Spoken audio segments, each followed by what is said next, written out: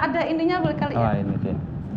Wah, itu, Nah, berita inilah yang membuat saya akhirnya dikoleng TV-TV di Jakarta. Woi, iki nom-nomanku ayu toh. Kayak pre-wedding ya.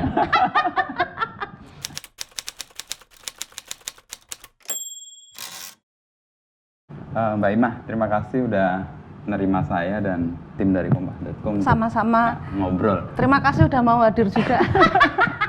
Udah cekakak nih awal-awal. Pertama, saya terima kasih karena waktu itu tim media di COVID-19 itu dibantu untuk kampanye pakai masker itu. Nah itu ngaruh banget sih buat orang menjadi sadar bahwa pakai masker nggak masker dari kain yang ada ya, dan itu jadi viral sih. Nah di posisi sekarang kita pandemi ini ada perubahan nggak Mbak? Banget Mas, perubahan banget. Yang terasa dan kemudian terrefleksikan, akhirnya mengubah Mbak Imah. Secara pemasukan banget, jadi ibaratnya benar-benar drastis lah, benar-benar drastis karena 3 bulan, 4 bulan itu ternyata sangat pengaruh besar loh untuk pemasukan Mas. Sedangkan pengeluaran menurutku malah berkali-kali lipat dibanding seperti normal biasanya. Karena kan harus lebih banyak yang diperbuat, kudu bayari sing awake dhewe tetep melu, kudu makani sing awake dhewe tetep melu. Jadi mau nggak mau akhirnya kebetulan aku punya hobi bertanam. Akhirnya daripada stres aku lebih fokus, lebih mantepin hobi yang akhirnya waktu itu aku sempat jualan. Jualan tanaman. Karena kebetulan kan semenjak Covid itu banyak yang suka bertanam, masak karena didol kan. Ya wes akhirnya ya wes lah sekalian we jualan dan lumayan Mas. Waktu di Jogja beberapa bulan itu per bulannya ya entuk 15 juta, 20 juta. Lumayan lah, lumayan toh. Ya? Dari tanduran. Untungnya kan aku bisa bibit dhewe toh. Jadi di rumah makin banyak. Ya wes lah yang mau beli ya silahkan. Jalan berapa bulan Mbak sampai kemudian ada aktivitas 4 bulan kayaknya, kurang lebih 4 bulan lah. Ya, Maret, April, Mei, Juni udah mulai aktif. Oh Agustus berarti aku. Agustus aku udah mulai kesini lagi. Itu aja masih mikir-mikir Mas, karena koyok ya, tapi ya mau nggak mau harus kerja. Jadi pas mulai aktivitas lagi Agustus tuh kayak Bismillah setor nyawa nang Jakarta, kesannya kayak gitu. Tapi yo wes lah, saya percaya kalau Tuhan masih memberi kehidupan saya yo untuk ngasih makan orang-orang di sekitar, pasti akan selamat. Yang penting kita jaga apa namanya aturan-aturan protokolnya itu wes insya Allah wes menjaga lah. Dalam kehidupan sendiri Mbak Imah membagi hidup menjadi apa? Perjalanan kan? Kalau sekarang kan banyak aktif di Jakarta ya. Kalau lihat dari saya sendiri kenal Mbak Imah ketika di Jogja dan saya pernah tugas di Jogja, lalu sebelumnya itu bahkan di Pati ya. Nah 3 perjalanan itu Mbak Imah merefleksikannya gimana? Mana yang paling membekas dan kemudian jadi pijakan untuk ke area berikutnya? Sebenarnya semua perjalanan membekas Mas, karena kan itu semua perjalanan itu kan bagian dari prosesku sehingga sampai sekarang membuat aku lebih matang gitu. Nah kalau dari Pati itu kan prosesnya karena kerja keras dari SD, dari kecil, dari kehidupan, dari orang tua. Memperlakukan anak tuh nggak ngerti ya, wong tua zaman semono. Waktu itu juga sempat kesel juga karena aku nggak sempat ada waktu main toh. Tapi ternyata semakin kesini saya sadar bahwa oh ini ternyata yang aku dapatkan dari anggap aja siksaan dari masa kecil gitu. Tapi kata-kata siksaan tuh sebenarnya kurang pas karena tujuan orang tua ternyata mendidik dan bisa membuat aku mandiri. Karena seringkali orang tua aku ngomong cah wedok iki aja manja, kudu iso ngene gitu. Jadi jangan sampai disuruh orang tua bilang tidak, nggak berani saya Mas dulu. Nek bilang tidak iso digebok aku. Gitu. Itu terbukti ketika pandemi justru kan, ketika situasi tidak banyak memungkinkan, ubat itu menghasilkan. Makanya aku pernah yang bikin video itu aku ngomong saya makan pakai air garam ya pernah, makan pakai brambang ya pernah, makan pakai petis ya pernah. Jadi waktu itu tuh sering kalau pulang sekolah, karena kalau pulang sekolah ibu itu nggak pernah ninggalin uang untuk beli sayur atau apa segala macam. Nah jadi kita pulang sekolah nggak ada apa-apa. Akhirnya otak kita ya berpikir gimana caranya supaya bisa makan. Upaya sendiri. Jadi kadang-kadang cari bayem yang di sekitar peceren apa ya? Comberan atau iki nang sumur iki lho Mas. Nyari bayem lah, apalah ramban godong luntas lah buat pokoknya apa aja supaya bisa dimakan. Nah, makanya ketika Covid kemarin saya nggak takut kelaparan, justru yang saya pikirkan adalah orang-orang di sekitar gitu loh. Karena aku biasa urip kere Mas. Jadi nggak kaget, cuman bebannya adalah ya itu semakin banyak yang aku pikir toh. Jadi ya juga. itu yang menjadi berat. Cara mendidik orang tua ke Mbak Imah itu diterapkan ke anak-anaknya sekarang nggak? Aku? Iya. Enggak Mas. Zamannya beda, zamannya susah.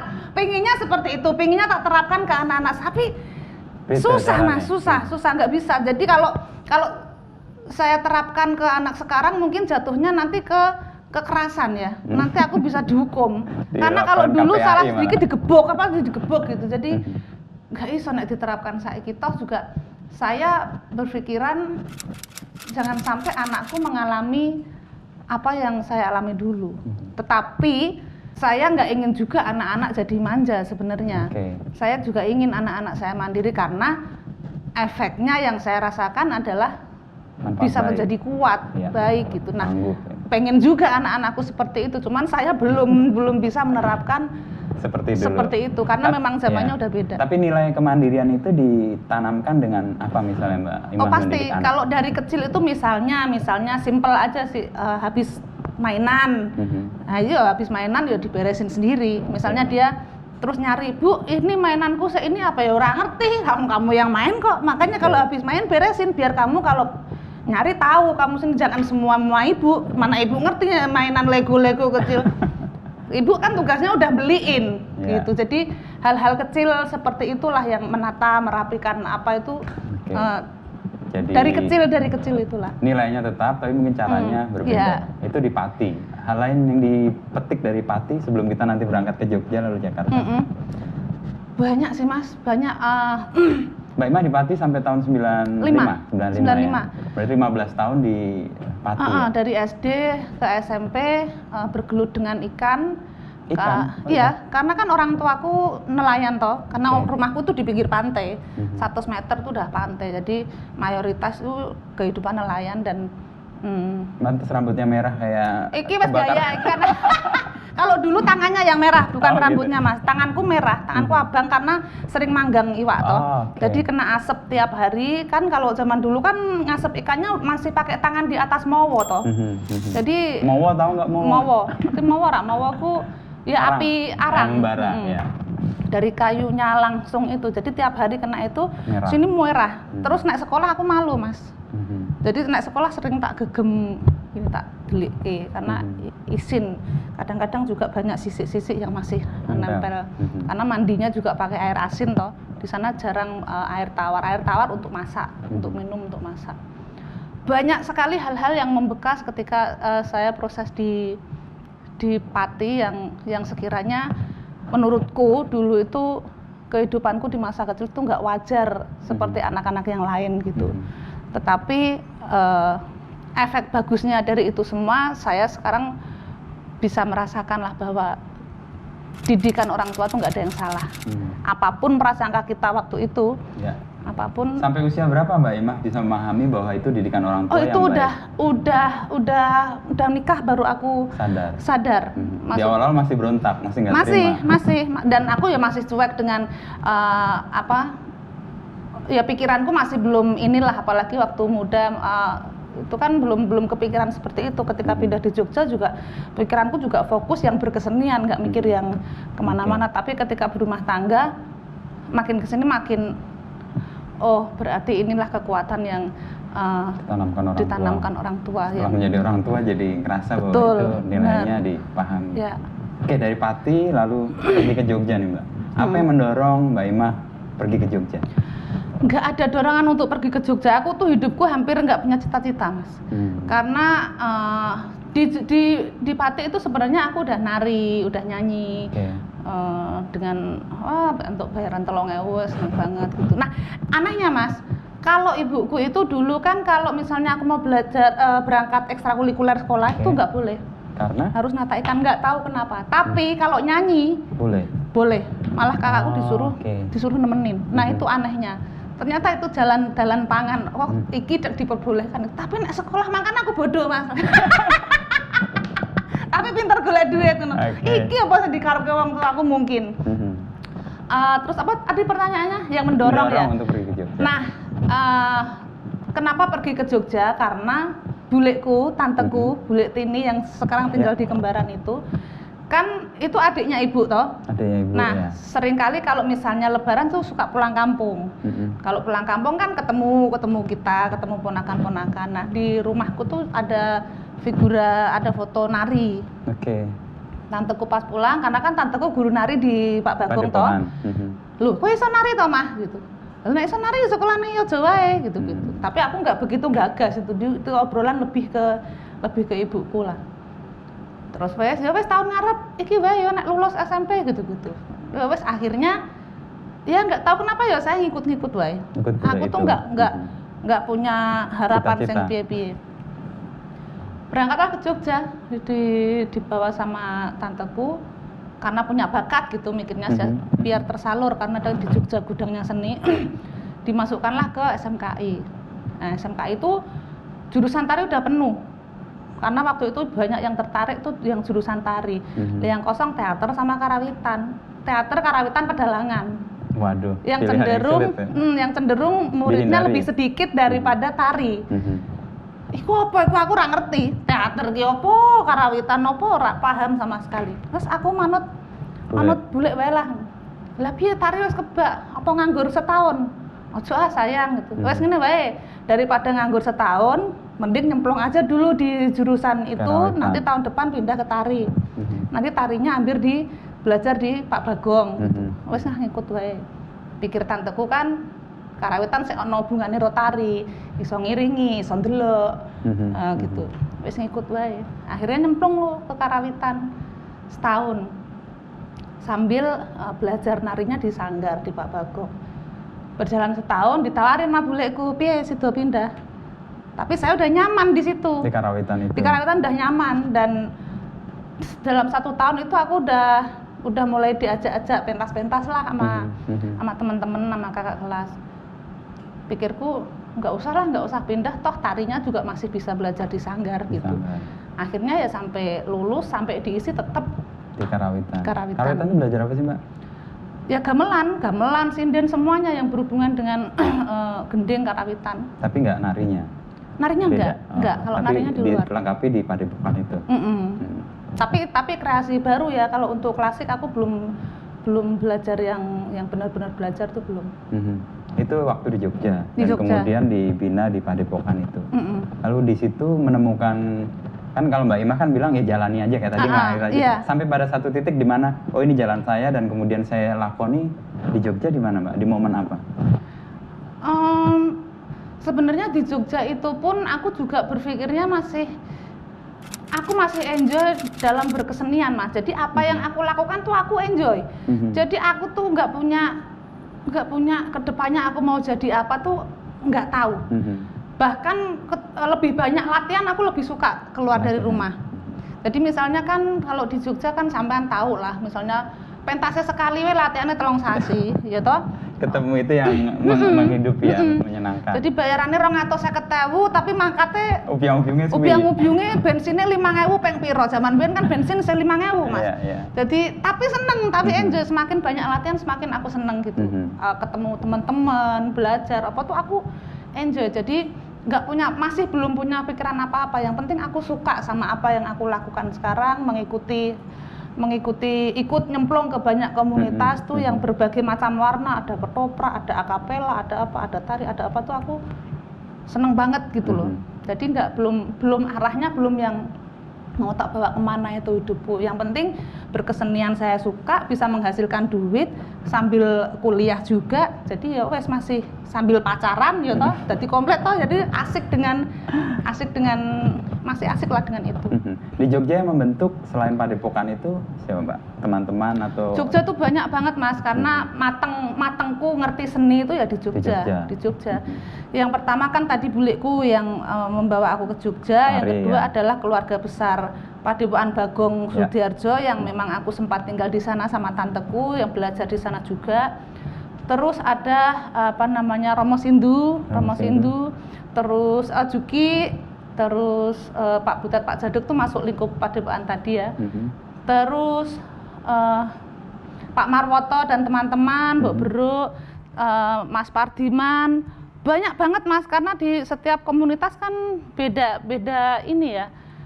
Pokoknya rombongan Ketoprak Contong, Pak Marwoto CS, terus rombongannya Sindu dengan Kompas dan syair-syairnya, dan teman-teman perupa di Jogja, terus itu Juki dengan teman-teman hip hopnya, terus Akapela Mataraman, Mas Pardiman beserta teman-temannya, terus siapa meneh ya?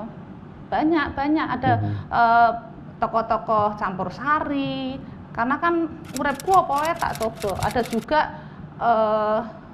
banyak lah Mas, banyak tokoh-tokoh yang membantu lah di belakang saya, yang membuat saya banyak berproses di situ. Masuk ke pentas nasional saya baca di Kompas sih sebenarnya, waktu Romo Sindu seringkali mengangkat dan menceritakan tentang Soimah ini siapa sih? Nah, relasi ketemu dengan Romo Sindu itu gimana ya? Romo Sindu memang dekat dengan para perupa ya, tapi dengan Mbak Soimah sendiri gimana? Iya, memang secara pribadi sih saya merasa dekat banget sama Romo Sindu, walaupun jarang ketemu, tapi secara batin tuh saya ngerasa Romo Sindu juga salah satu orang tua saya gitu. Dan setiap saya mau melangkah apa, saya selalu gimana dulu masih awal-awal juga. Katanya Romo masih sering mantau kan di TV. Jadi kalau ke Jogja kadang-kadang yuk mah ketemuan ya. Sering lah diingetin ojo lali yo pondasine apa segala macam. Nah, awal ketemu Romo Sindu itu ya karena Akapela Mataraman. Ya. Yang pakai syair-syair dari Romo Sindu itu. Belum. Oh, belum. Akapela Mataraman itu Mas Pardiman, waktu itu kan kita latihannya masih muter. Ya, rumah siapa yang mau dipakai latihan. Nah, waktu itu Romo Sindu menawarkan untuk latihan neng Karangkletak. Waktu itu belum seperti sekarang, belum banyak bangunan. Dari disitulah mulai kenal Romo Sindu. Sampai sekarang alhamdulillah masih dipercaya, masih bareng. Ya pokoknya alhamdulillah Romo masih suka memantau kontak. Pakai syair-syairnya juga untuk lagu-lagunya. Nah, untuk sering aku membawakan syair-syairnya, bahkan aku dipersilakan, aku kan kono nggonen syair-syairku, kono gawenan lagu atau apa bebas, kono milih golek wae nang buku-bukuku terserah gitu. Cuman aku pinginnya itu Romo bikin buat aku gitu. Spesial. Cuman Romo belum dapat wahyu deh kayaknya untuk itu. Lah kemarin nggonen saiki nang buku-buku kono milih terserah bebas gitu. Ya, cuman kan maksudnya nggak tentang aku pengennya kan gitu. Nah, ini sebenarnya Romo masih punya utang sama saya. Maksudnya saya pengen dibikinin khusus. Tapi pas pentas di Karangkletak Romo bikin itu. Romo bikinin sempat itu. Cuman aku masih setengah-setengah lupa, kayaknya harus bikin ya. Iya. Makanya saya bilang kalau misalnya kayak ada kesan kedekatan batin itu karena saya mengalami beberapa kejadian yang kayaknya kok sangkut pautnya mbak Romo Sindu gitu, aku juga nggak tahu. Misalnya yang di pas latihan di Karangkletak itu, dulu kan patungnya Turah, Mbak Turah. Dulu itu ceritanya sangat meluas, saya juga kagum dengan cerita Mbak Turah itu. Dulu itu kan belum di marmer seperti sekarang. Kalau dulu kan jalan menuju Nyiturah itu batu yang lincip-lincip gitu Mas. Jadi katanya mau masuk ke situ nggak pakai sendal. Nah, kita latihan lah di situ Akapela Mataraman, wes istirahat ngobrol. Mah Romo Sindu, kuwi Nyiturah njaluk tok tembangke gitu. Batinku yo apa sih Romo ngono. Enggak begitu. Ya mah ya gampang aku ngono kuwi. Jadi enggak tak respon lah. Engko gampang mau nek arep mulih. Pikirku paling koyo lali Romo pikirku to. Wes latihan selesai. Pas selesai mau pulang, Mas kakiku nggak iso jalan sama sekali. Karena belum memenuhi. Ternyata, jadi kakiku nggak iso jalan ki berat, terus tiba-tiba aku nangis ngocor Mas. Dan aku noleh nganan, posisi kanan ki pendopo toh, pendopo. Ya ana lah pokoke saka posisi neng nyiturah noleh kanan kuwi ana pendopo neng kono. Neng kono aku weruh kepala Petruk bayangan. Kepala Petruk gede banget. Tapi bayangan, bukan wujud. Lah neng kono aku mau iki ngapa wis. Akhirnya lah kowe mau kan janji arep nembang buat nyiturah. Lagi neng kono aku mikir, lah mosok to tenanan kayak gitu. Ya wis mau nggak mau tak lakukan daripada aku gak iso mulih toh. Belum ya. Belum. Pokoknya aku ditenangke sama Romo Sindu. Ya kamu kan ini tadi udah janji, berarti ya wis nggak apa-apa, tapi berarti kamu punya utang ya sama nyiturah. Gitu. Wes tuh udah selang berapa tahun lah. Nah, tapi di proses itu banyak hal-hal yang semakin mendekatkan aku sama Romo Sindu. Nah, nggak tahu tuh Romo Sindu juga berpikiran apa sehingga maulah deket lah sama saya. Termasuk aku dijadikan di bukunya Romo di Putri Cina, terus dilibatkan dalam beberapa cerita di Ketoprak tentang Putri Cina, terus event-event yang di Kompas Jogja itu selalu aku dilibatkan. Pokoknya nek ora sok imah ora ngono zaman dulu. Terus akhirnya semakin deket lah. Sampai pada akhirnya saya dikejar-kejar Romo bahwa kalau misalnya di Jakarta ini mah kowe duwe utang lho namanya itu. Masih ditagih terus berjalan berapa tahun. Maksudnya Romo iki apa sih? Aku masih bingung, Mas. Terus pada akhirnya kita main ke Karangkletak. Ngasih surprise ulang tahunnya Romo Sindu. Juki, yo ngasih surprise Romo yo. Yo sekalian jare nyaur utang kuwi piye? Wes akhirnya surprise Romo.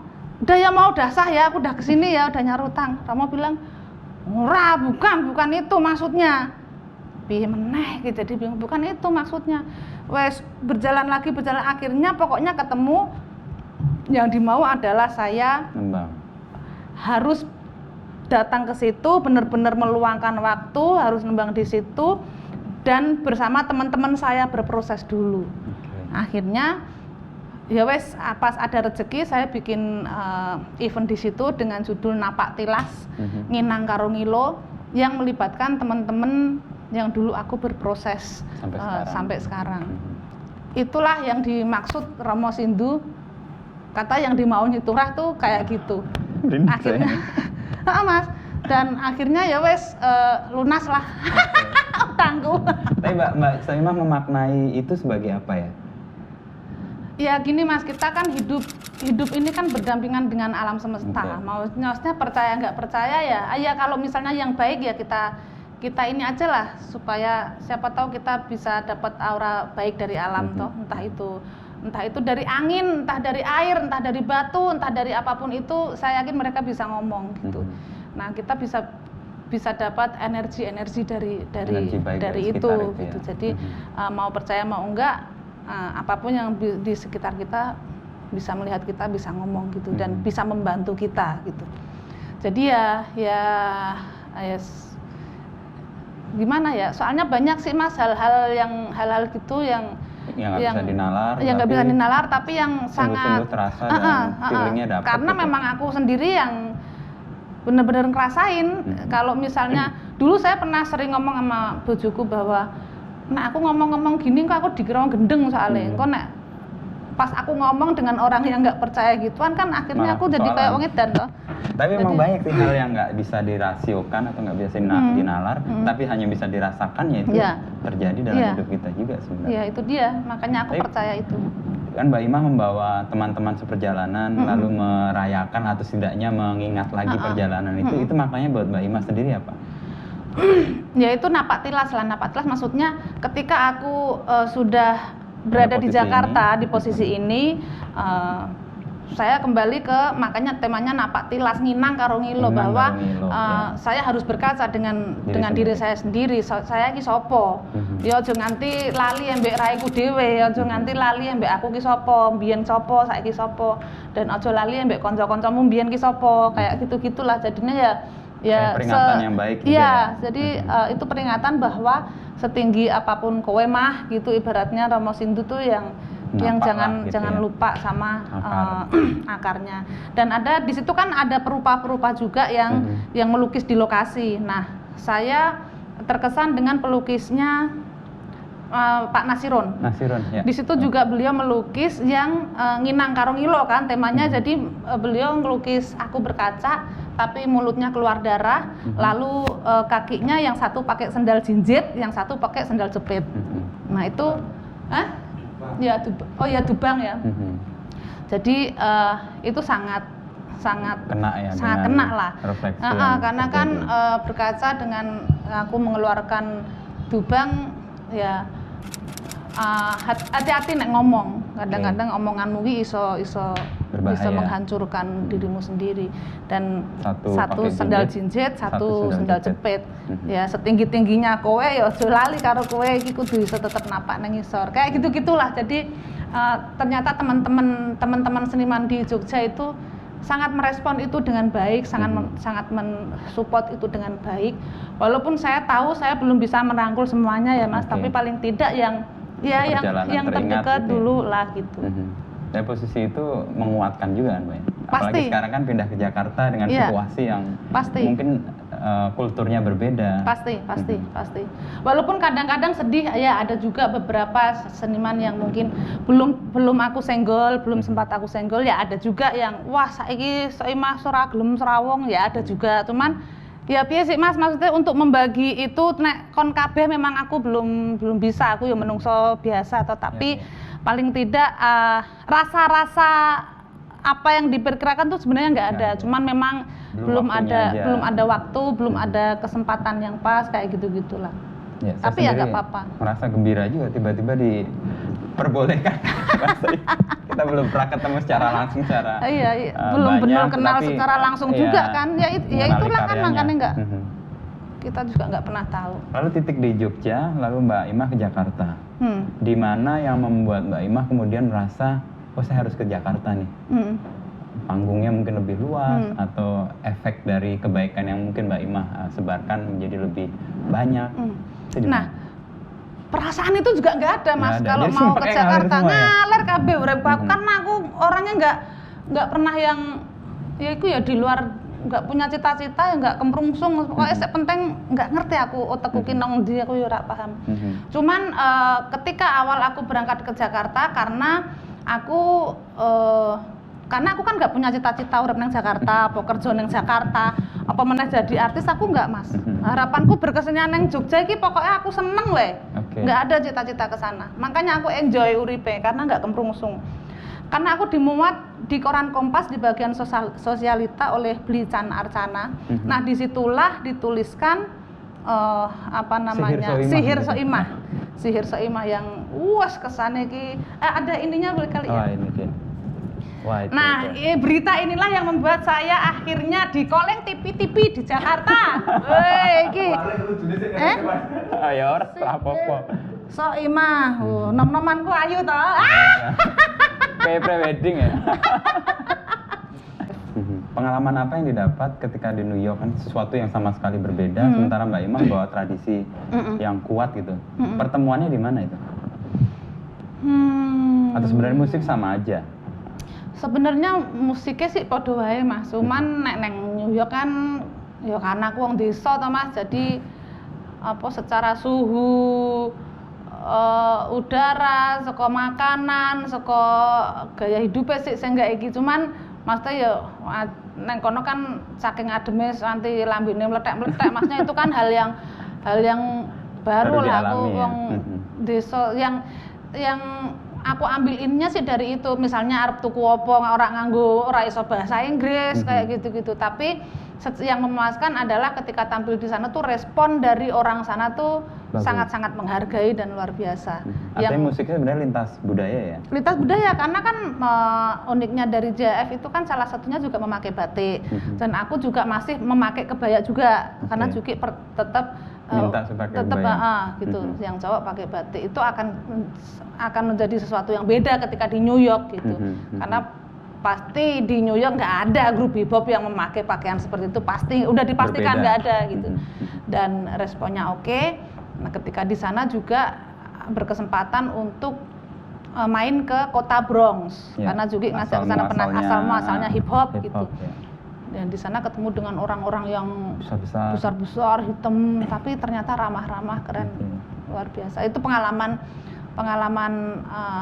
yang luar biasa sih untuk salah satu perjalanan proses karir saya. Itu bermusik Mbak Imah ke luar negeri pertama itu atau sebelumnya udah?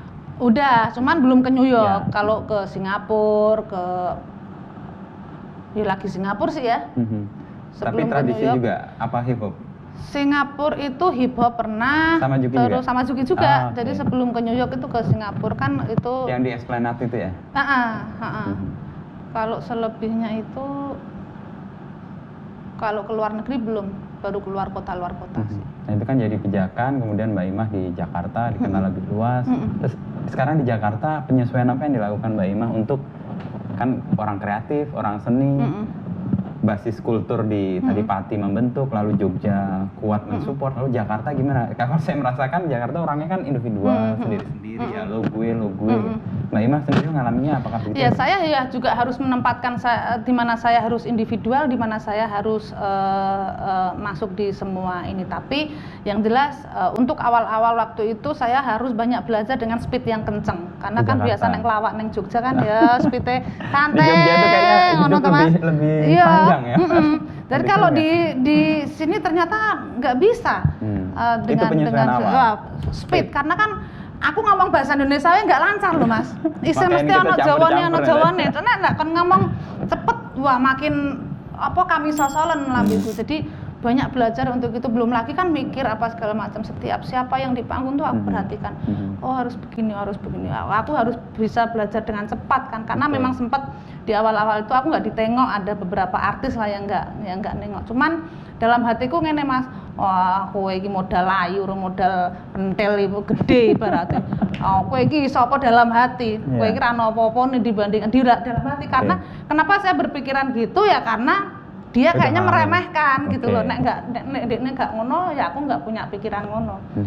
Akhirnya saya ada usaha untuk membuktikan kilo aku nang panggung ben gue ngerti kayak gitu-gitulah. Akhirnya ya mau nggak mau saya harus berjalan cepat untuk membuktikan iki aku sinden. Ya, tapi aku bertahan di kebaya, di sinden, di tradisi bahwa aku juga punya kekuatan untuk sama bahkan lebih dari kalian gitu. Nggak mau aku diinjek-injek. Saya membawa nama Jawa kan gitu. Jadi paling tidak saling menghargai, jangan saling meremehkan, menjatuhkan gitu. Dan alhamdulillah sih sampai sekarang aku bisa menyesuaikan dengan semua macam artis, semua macam genre, semua macam bidang. Alhamdulillah sih sampai sekarang bisa lah menyesuaikan. Speed itu didapat berapa lama Mbak? Sampai dari Jakarta, dari Jogja? Mas, lama itu ya bisa setahunan gitu. Setahunan lah kurang lebih. Bisa speednya ambyur ya. Gabung ya.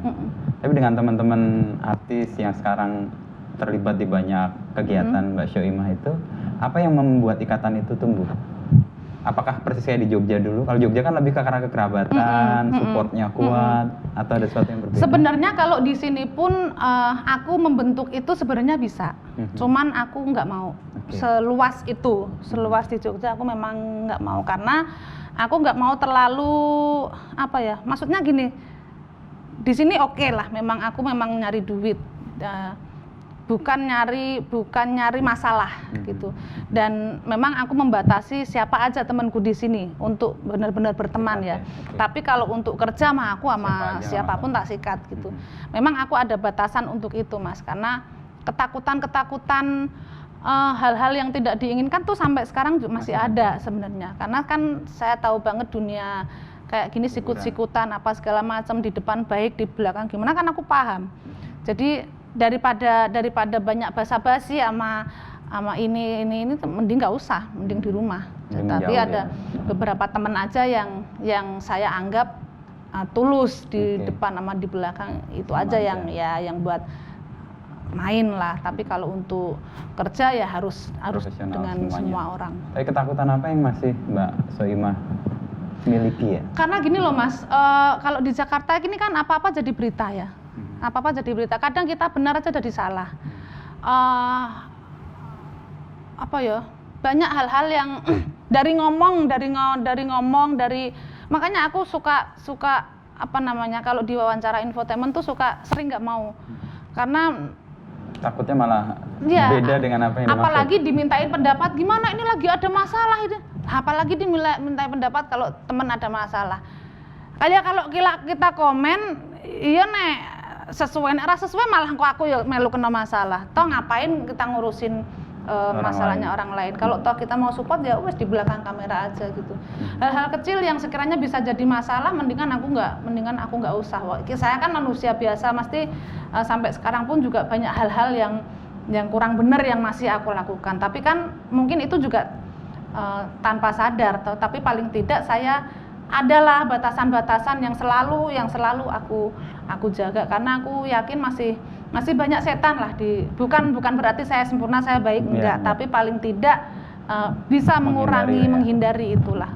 Kalau di Jogja itu enggak terasa atau kurang terasa? Kalau di Jogja itu lebih bebas, maksudnya bukan lebih bebas, maksudnya lebih nggak tahu ya, kayak kalau pulang ke Jogja itu kan udah kayak nyemplung ke rumah gitu loh, jadi kesan ininya udah beda Mas. Kalau misalnya ketemu dengan orang yang nggak kenal itu nyaman-nyaman kayak sama sampean wes, berarti sampean sama Jogja wes kayak ketemu wongnya dewe gitu loh, jadi kayak nggak, tapi hati-hati ya tetap lah, karena kan juga yang namanya ini kan kita nggak tahu orang per orangnya lah, tapi saya sih bisa ngebaca, maksudnya oh ini kayaknya ini kayaknya ini, jadi yang kira-kira feelingku ini ya nggak usah kayak gitu-gitulah Mas. Tapi paling tidak Jakarta memang berhati nyaman, Yogyakarta memang berhati nyaman sehingga kenyamanan itu saya dapatkan ketika pulang ke sana. Oke, jadi kayak dibales ya di Jakarta mungkin dengan speed yang cepat, di Jogja itu istirahat, ketemu anak. 35 jam per hari ya. Seminggu aja cepet banget Mas rasanya. Karena enak ya di sana. Nah di Jakarta ini titik-titik di mana Mbak Soimah berproses ya sampai sekarang kan stay di Indosiar ya, satu program. Sebelumnya kan di Trans, di Antv. Mbak Soimah melihat perjalanan ini di Jakarta gitu? Tahapannya? Ya kalau aku kan kebanyakan misalnya ambil program di TV itu memang satu TV. Dulu full di satu TV, jadi total di situ. Iya, nggak mau yang pindah-pindah stasiun terus dengan kemacetan Jakarta ini, dengan kemrungsung terus telat apa, aku nggak bisa. Itu bagian dari deal untuk bisa optimal dengan satu tempat. Iya, karena kan aku orangnya disiplin waktu Mas. Pelajaran disiplin waktu aku dapatkan dari Pak Bagong, dari Padepokan Bagong. Itu disiplin waktu di situ sangat keren banget. Bahkan telat semenit aja ya kon muleh gitu. Jadi kebiasaan itu udah tertanam. Jadi kalau misalnya mau syuting di sini, nah itu sempat kaget tuh. Molor apa segala macam. Nah, aku nggak bisa tuh Mas. Kalau mau pentas apapun itu pasti aku mending menunggu. Dibanding aku ditunggu telat, nggak bisa aku kerja kayak gitu. Feeling saya benar berarti tadi, saya nggak mau telat juga.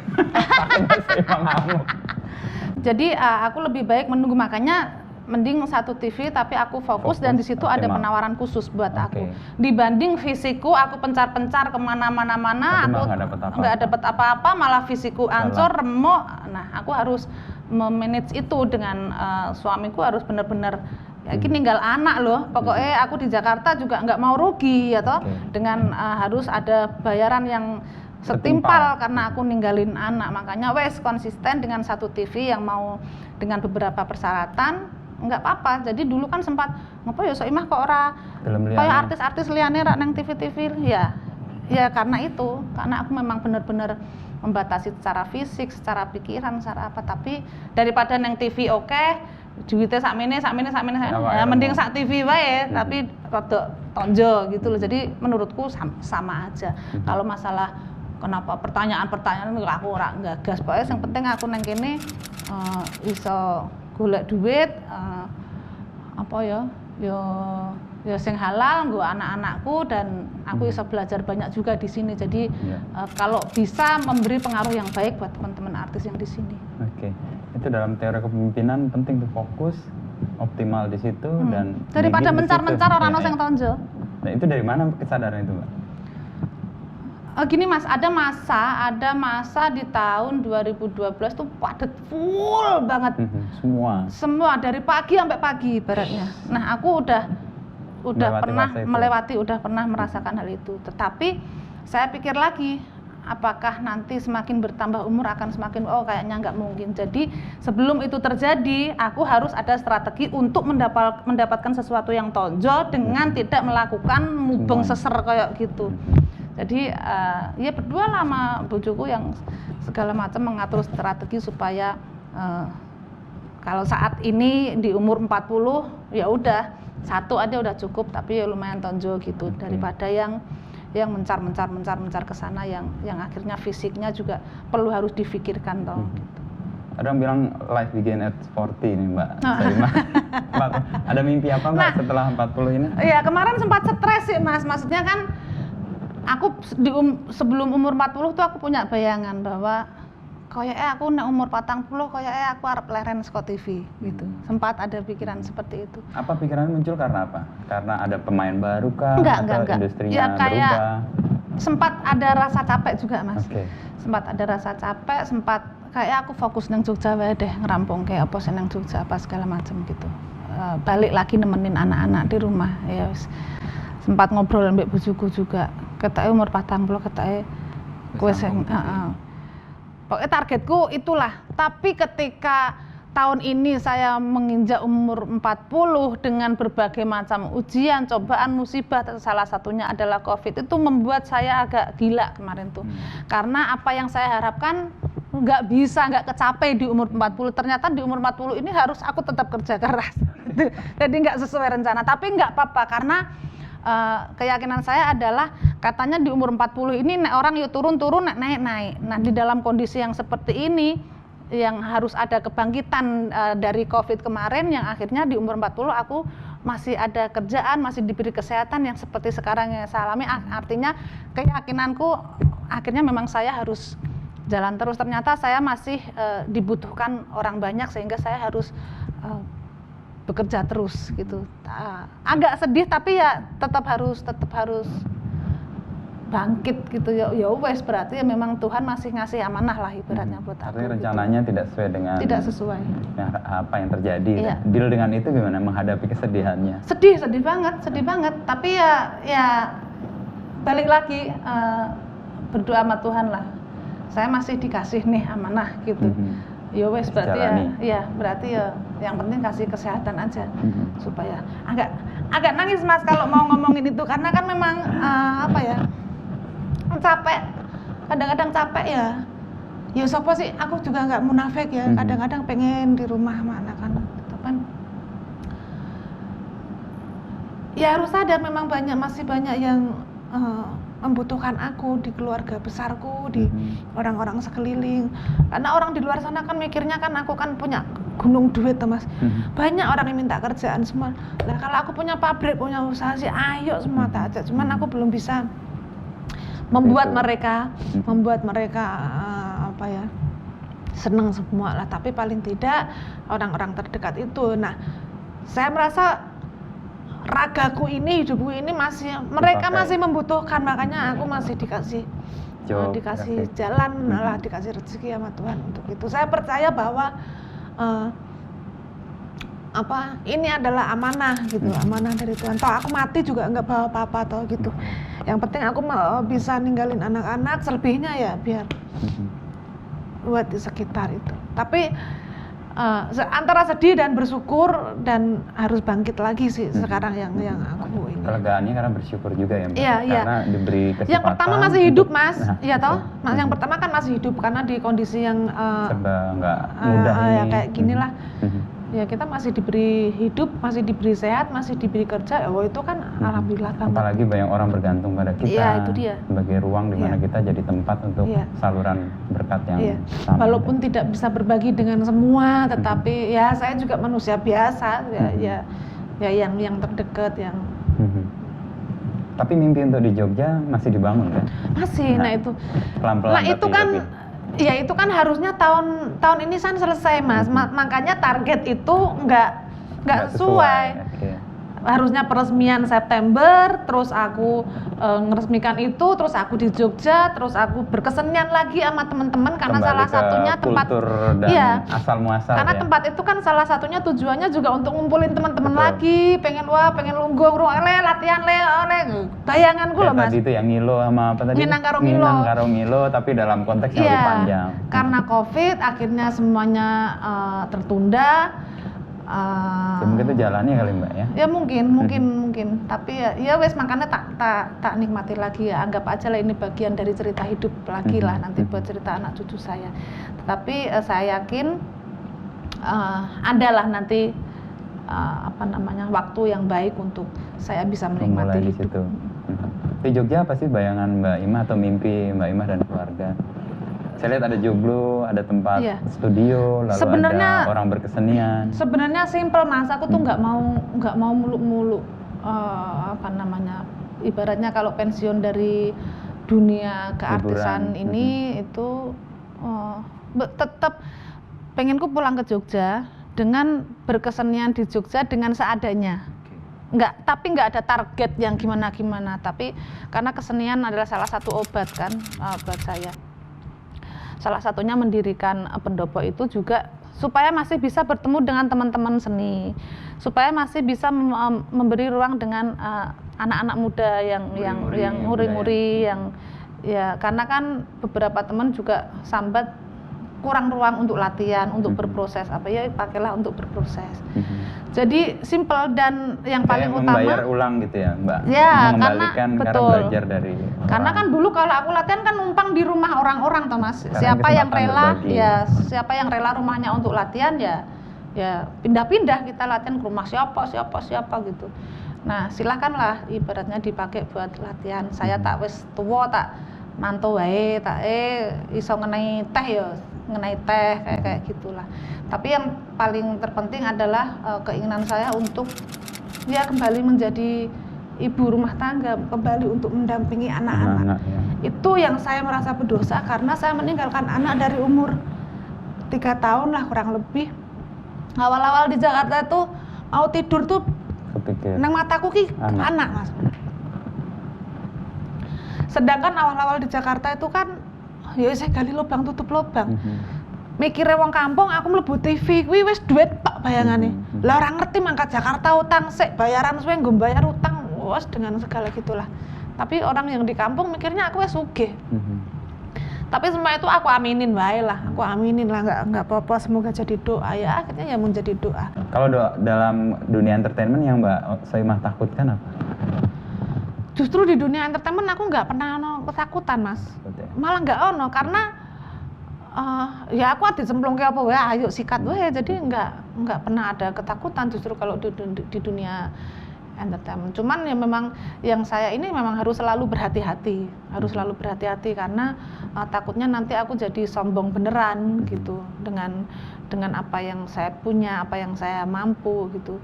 Dan yang penting apa yang aku fokusin sekarang ya itu yang pokoknya apa yang saya lakukan sekarang, kerjaan apa yang saya lakukan sekarang yang aku fokus. Masalah ketakutan itu sebenarnya nggak ketakutan kan banyak artis yang ketakutan udah nggak laku lagi. Lah justru itu kan doaku supaya aku bisa pulang kampung lagi karena tahapan terakhir. Itu bukan ketakutan malah. Itu harapan. Malah ya. Iya, karena harapan terakhir dari hidup saya ya kumpul sama anak-anak, kumpul sama keluarga. Udah nggak ada nilai yang harus gimana itu. Kalaupun itu terjadi itu anggap bonus. Enggak juga nggak apa-apa. Gitu. Jadi ya orang kan baliknya kemana? Ke tanah juga kan. Makanya enggak mulu-mulu aku Mas. Tak. Cuman kadang-kadang kan orang melihatnya itu kan beda-beda. Cuman ya sah-sah aja. Cuman ya gitulah justru nggak khawatir. Ya ini sampai kapan aku nggak tahu ya ngikut aja Tuhan. Orang aku punya rencana juga tadi juga ternyata nggak sesuai rencana ya wes ngikut wae lah gitu. Nah, deal dengan perubahan-perubahan itu Mbak Soimah sendiri bisa mengadaptasi mudah itu karena apa? Mungkin karena aku gaya hidupku tak bikin sama, Mas, dari dulu sampai sekarang. Jadi nggak beda-beda Nggak ya? beda-beda. Hadir begitu aja gitu? Iya, gaya hidup lah. Saya menerapkan gaya hidup, makanya sebulan sekali itu pulang ke Jogja ya biar imbang. Biar imbang lah ku napak ke sikil, kan itu selalu yang dipesan juga dari senior-senior, dari orang tua, dari keluarga gitu. Ibaratnya aku neng Jogja mangan lele, yo neng kene ya mangan lele gitu ibaratnya. Nggak ono bedanya, yang penting mungkin gaya hidup, nggak mudah terpengaruh dengan banyak banget yang ingin deket ngajak apalah arisan sosialita apalah main lah kesana dengan segala macam, tapi tetap Mbak Ima dengan dirinya dan gayanya. Iya karena itu juga kecuali itu juga memang aku itu bukan aku. Gitu, jadi malah daripada aku nggak nyaman, daripada nanti sampai sana saingan harus apa lah aku hidupnya kan nggak nyari ngono di Jakarta gitu. Dalam bermusik nih, kalau aku tuh ya begini, kalau Mbak Ima sendiri merefleksikan musiknya Mbak Ima gimana? Terakhir kan bikin koplo nih sama Yuki sama NDX, terus sebelumnya bikin tembang yang saya sendiri merinding sih, yang Mbak Ima nembang backgroundnya hitam itu yang apa judulnya ya? Anyar. Jagat Anyar Kang Dumadi itu saya dengarnya itu merinding. Artinya ada kayak kontras dari satu titik dan titik yang lain. Kalau Mbak Ima sendiri merefleksikan diri Soimah bermusik itu ini gimana? Ya, karena kan yang namanya pekerja seni ya harus cinta semua seni. Yang namanya suka musik ya harus suka semua musik itu. Kalau aku nggak bisa aku dipatok dangdut pop apa nggak bisa. Cuman memang saya selama di Jogja itu saya mempunyai pondasi bahwa saya ini adalah sinden karena sekolahnya juga dari sinden, ya rezekinya awal menapaknya juga dari sinden, tetapi tidak menutup kemungkinan karena memang aku suka dengan seni-seni yang lain. Ada yang Mbak Ima sesali dalam masa lalu yang kemudian akhirnya diterima dan kemudian ya sudahlah itu bagian dari perjalanan saya. Misalnya isi kan nggak lulus nih, ada penyesalan nggak misalnya? Iya. Atau yang lain, itu terakhir mungkin buat closing kita. Ya itu salah satu penyesalan juga, tetapi ya wes lah, maksudnya ya wes memang mungkin ya garisnya kayak gini karena memang harus putus di tengah jalan kuliahnya, tetapi paling tidak aku harus jadi orang yang berguna walaupun tidak selesai. Harus membuktikan kepada dosen-dosen, guru-guru saya bahwa saya enggak, bukan segalanya. Saya enggak harus, maksudnya saya ini muridmu masih berguna, masih bisa eksis, masih bisa menebus itulah. Saya enggak mau dosen-dosen atau guru-guru saya kecewa nggak lulus tapi saya enggak jadi apa-apa gitu. Tetapi yang paling saya sesalkan adalah balik lagi ke anak-anak sama orang tua, Mas. Yang tadi kepikir-pikir waktu di Jakarta itu. Balik lagi saya masih punya utang sama orang tua sama anak-anak. Utang sama anak-anak karena saya belum bisa mendampingi dengan baik. Bukan nangis lagi kalau ngomongin gitu. Yang kedua adalah penyesalan di saat seperti ini belum sempat membahagiakan orang tua saya yang berkeinginan supaya saya jadi artis. Ini salah satu keinginan orang tua, karena pas aku neng Jakarta ibuku udah meninggal, Mas, di tahun yang selang setahun. Tahun pembuktian sebenarnya. Jadi penyesalan ya itu aja, maksudnya aku nggak orang yang berlarut dengan masa lalu gitu aja. Apapun yang saya alami itu pasti semua ada hal-hal yang baik lah. Cuman hal yang belum bisa saya lakukan atau bisa dibilang penyesalan ya belum sempat membahagiakan orang tua aku dan belum bisa mendampingin anak-anak dan keluarga dengan baik. Mudah-mudahan dalam waktu yang tidak terlalu lama ini kesempatan bisa wujudkan Joglones. Nanti main deh ke sana. Amin. Haruslah. Engkau iki tulinan ngono. Pokoknya nek misalnya aku lali ngundang sampean teko wae, Mas. Kadang kan sok lali kelewatan toh, teko wae. Jogja itu kalau nggak ada diundang pun saya mau berangkat dengan sendirinya. Dia selalu manggil. Kadang ono sik kelewatan ngono lho. Kan kalau mau ke Jogja pasti rasanya kan happy untuk bisa kembali ke akar, kayak kembali ke rumah. Meskipun saya bukan orang Jogja tapi dapat itu. Saya kan juga bukan orang Jogja, saya datang orang Pati. Tapi kan dibentuk di situ, menemukan proses menjadi orang di situ. Pengen ketemu Romo Sindu saya sebenarnya. Ya ayo, aku juga pengen udah ke lumayan tempatnya lama ini. Karangkreta itu. Sekarang udah lebih oke sih, ada sumurnya, ada Mbok Udah Turah bagus. itu. Sekarang Mbok Turah udah di marmer sekarang. Iya. Kemarin aku main ke sana terakhir, weh Mbok Turah wis sugih di marmer saiki. Malah turah-turah kan. Tapi filosofi Mbok Turah itu saya kena banget itu. Kan orang yang membagi dari semua yang dia miliki, bahkan dia nggak memiliki apapun ya sudah turah-turah. Kan gitu. di sekitarnya ono anak-anak kecil toh, karena dia suka ngopeni bocah-bocah keluron okay. Mas. Saya sendiri belum ketemu. Versine. Versinya. Belum lihat. sana. Mbak Turahnya belum tahu. Oh, Saya semuanya sana tahu. Tapi sana, Mas. cerita itu kuat banget dari Romo Sindu bikin tulisan di Kompas. Karena aku ngerasake loh, Mas. Oh iya. Aku iso ngrasake, cuman ya kuwi nek aku engko cerita mbek wong dikira aku edan, ya toh. Kan aku mengalami langsung. Tapi sekali lagi ya sih, banyak hal yang nggak bisa kita nalar. Ya Dan itu tadi. cuman rasa yang bisa kita merinding lagi. Saya seneng yang dekat pohon bambu itu di Karangkreta itu. Dulu pas zaman yang dekat Pendopo, sekarang kan ada kayak ada kafe itu ada bambu-bambu itu. Dulu pas saya kesana itu yang pas Cicak Nguntal Boyo, malam-malam pas hujan ada Mas Putu Suta sama Peke gambar itu. Dan saya itu sampai malam dan ngerasain memang betul kulturnya kuat dan mensupport semua seniman untuk hadir di situ. Saya juga mimpi, tadi bilang Mas Koko sih, saya kalau nanti udah sekitar anak-anak udah agak bisa mandiri ya di Jogja aja lah untuk ngurus itu. Oke Mbak Imah, terima kasih banyak waktunya dan saya mendapatkan banyak manfaat kayak belajar lagi soal hidup sih dari perjalanan dari Pati, Jogja, Jakarta dan sorry itu saya emang Jakarta tuh menyebalkan. Tapi ya boleh duit nangkin tapi ya itu paling tidak ya. Tapi paling tidak kita jangan jadi sampah lah di Jakarta, iya toh. Tapi paling bermanfaat. Oke. Ya, thank you Mbak. Ya, sama-sama.